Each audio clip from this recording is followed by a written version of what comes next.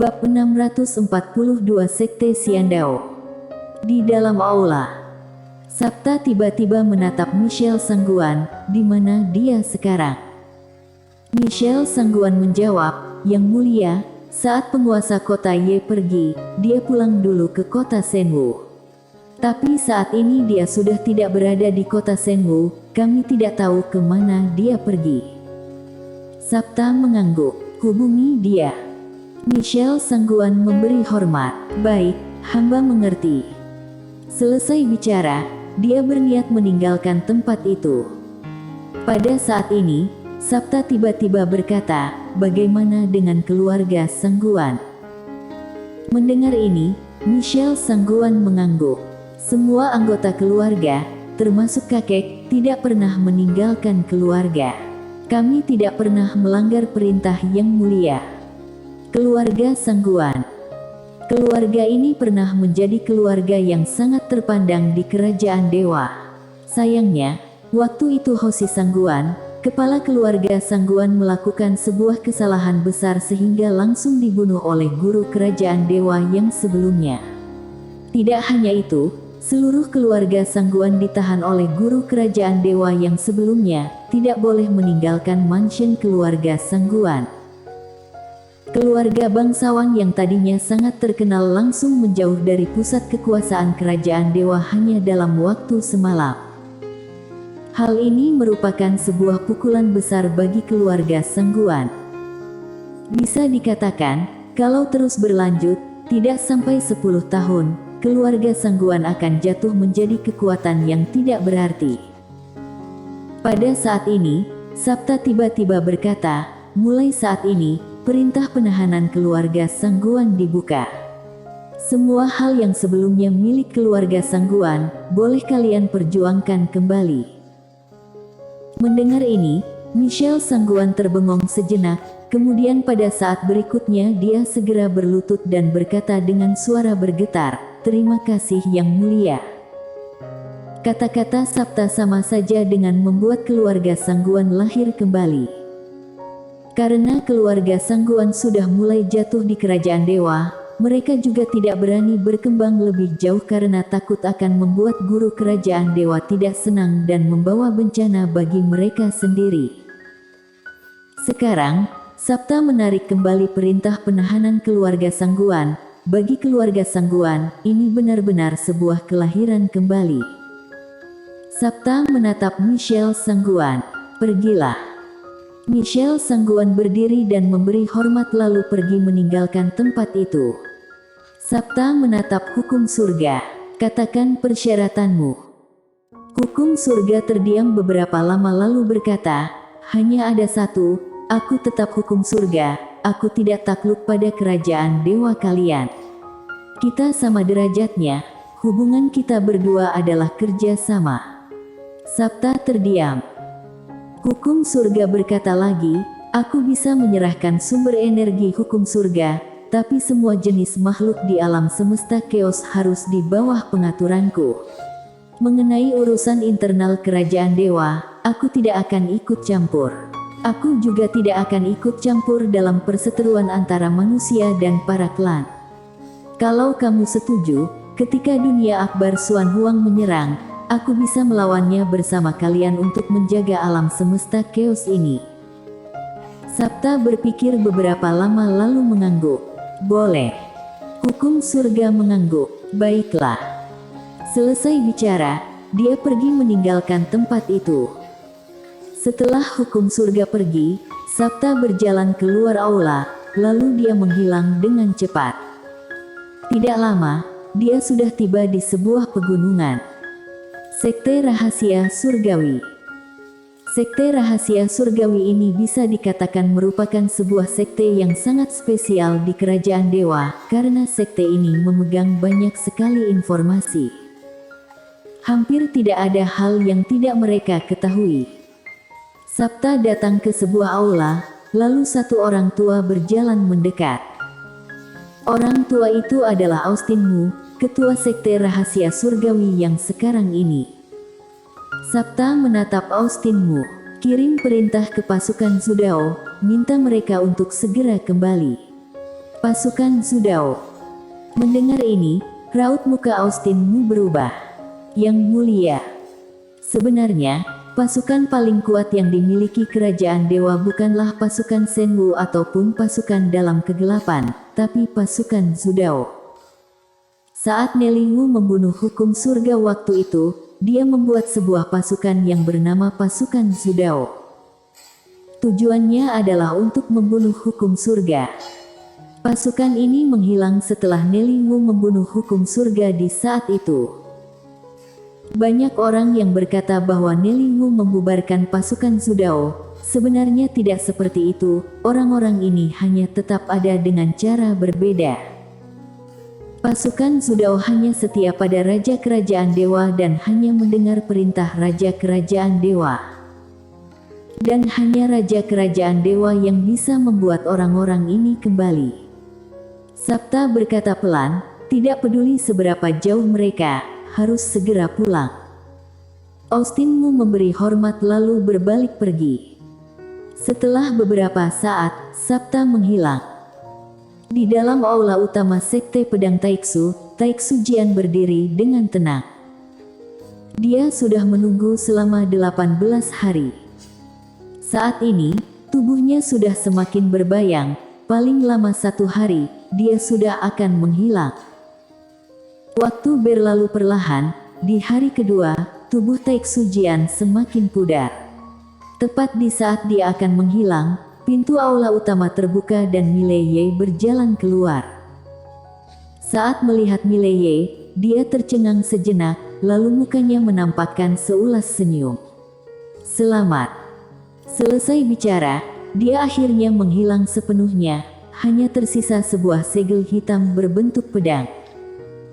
Mileye membuka telapak tangannya, pelat hitam itu pun muncul di tangannya. Ini.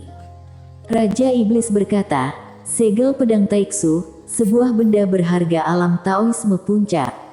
Kalau benda ini berada di tangan kultivator pedang, kekuatan yang dipancarkannya bisa melebihi alam Taoisme.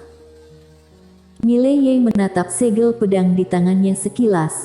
Pada saat ini, segel pedang itu tiba-tiba berubah menjadi cahaya pedang dan masuk ke tengah alisnya. Boom! Seberkas jiwa pedang yang kuat tiba-tiba menyebar dari dalam tubuhnya. Itu bukan jiwa pedangnya. Mileye kaget. Senior, di dalam segel pedang ini ada jiwa pedang orang lain.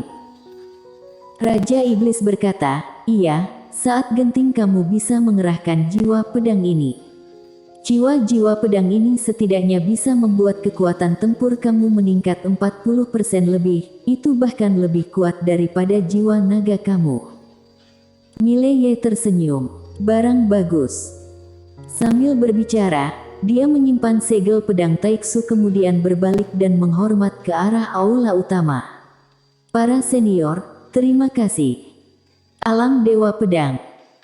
Setelah pemahaman selama hampir 20 hari lebih, dia bisa naik tingkat dari Holy menjadi Dewa. Dalam 20 hari ini, dia sudah mengalami banyak hal. Setiap jenis jiwa pedang mewakili tahu pedang yang tinggi, dan tahu pedang yang tidak sama ini membuat dia mengerti, walaupun tahu pedang kembali ke asal yang sama, tapi tetap ada bedanya. Di jalan tahu pedang ini, meskipun tujuannya sama, tapi jalan menuju tujuan ada ribuan hingga puluhan ribu. Meski dirinya sudah memilih satu, kalau bisa melihat sekilas jalan yang dipilih orang lain, tentu saja akan mendapatkan banyak manfaat. Ini bisa dibilang saling melengkapi. Kali ini, hasil yang didapatkannya benar-benar sangat banyak. Mileye membuka telapak tangannya. Pedang eter muncul di tangannya. Pada detik berikutnya, pedang eter berubah menjadi seberkas cahaya pedang yang membubung naik ke langit. Boom! Suara dengungan pedang memenuhi langit. Di atas kepala Mileye, pedang eter terus berputar tanpa henti. Satu demi satu cahaya pedang muncul di atas kepala Mileye. Alam Dewa Pedang. Diri ini barulah dewa yang sebenarnya. Mileye menatap pedang eter di ujung langit, dengan kekuatannya saat ini, seharusnya tidak susah untuk membunuh seorang master alam kaisar. Seperti teringat akan sesuatu, dia tiba-tiba membuka tangannya, lalu muncullah sebuah kotak pedang berwarna hitam. Di dalam kotak pedang ini, ada 9 pedang dengan tingkat alam Taoisme yang berbeda. 9 pedang ini adalah pedang milik 9 senior di dalam aula utama Sekte Pedang Taiksu. Kotak pedang ini juga merupakan benda berharga milik Sekte Pedang Taiksu. Kotak pedang Taiksu menyimpan sebuah formasi pedang pembunuhan. Mileye terdiam beberapa saat, kemudian mengerahkan formasi pedang. Dalam sekejap, 9 cahaya pedang naik dari balik kotak pedang itu. Ses. Dalam sekejap, seluruh langit ruang hampa langsung terpotong menjadi banyak potongan. Di dalam formasi pedang, memusnahkan segalanya. Mileye berkata, formasi pedang hebat sekali. Raja Iblis berkata, ayo kita pergi. Mileye menarik kembali formasi pedang kemudian berkata, Senior, apakah masih ada pihak lain di alam semesta ini? Pihak yang sangat kuat. Raja Iblis berkata, apa yang ingin kamu lakukan? Mileye berkata dengan serius, aku pikir pasti ada banyak pihak yang sudah musnah sebelum bisa diwariskan. Aku rasa aku punya tanggung jawab untuk membantu mereka agar warisan mereka bisa terus berkesinambungan. Aku siap melakukannya. Raja Iblis terdiam beberapa saat kemudian berkata, kamu benar-benar luar biasa kuat. Mileye. Pada saat ini, Raja Iblis kembali berkata, ada satu tempat, tapi tempat itu tidak begitu ramah pada klan iblis kami.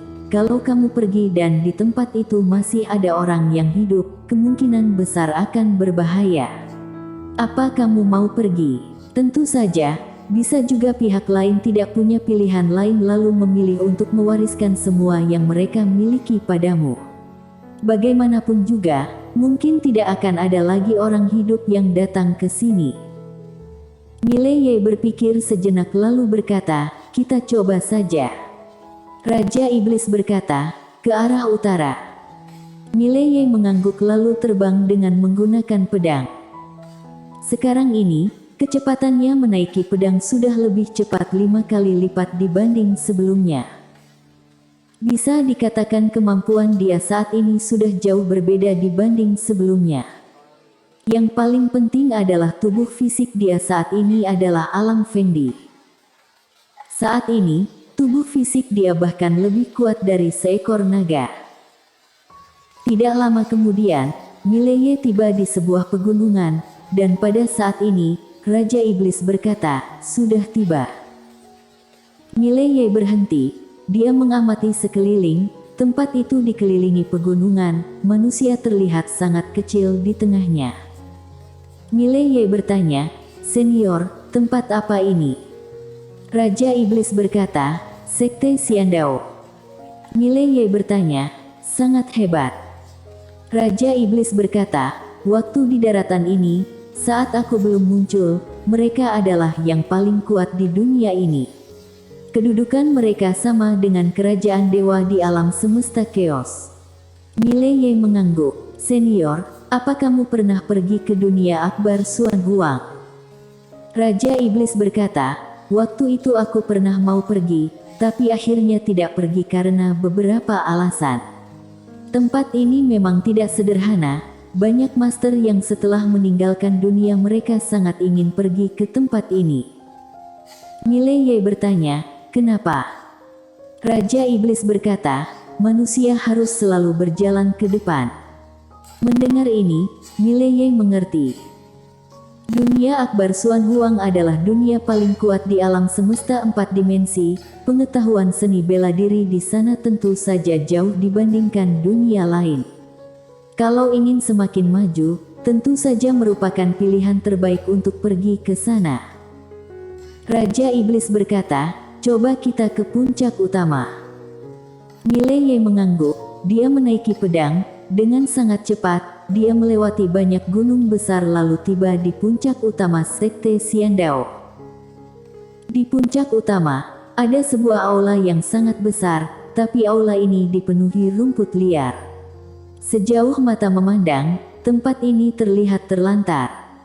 Melihat ini, Mileye sedikit sedih. Bisa dibayangkan betapa megahnya tempat ini sebelumnya, tapi sekarang. Mileye menggeleng lalu menarik kembali pemikirannya. Dia melihat ke sekeliling, area sekitar sangat tenang, tidak ada aura kehidupan sama sekali. Raja Iblis berkata, sepertinya kita sia-sia datang ke sini.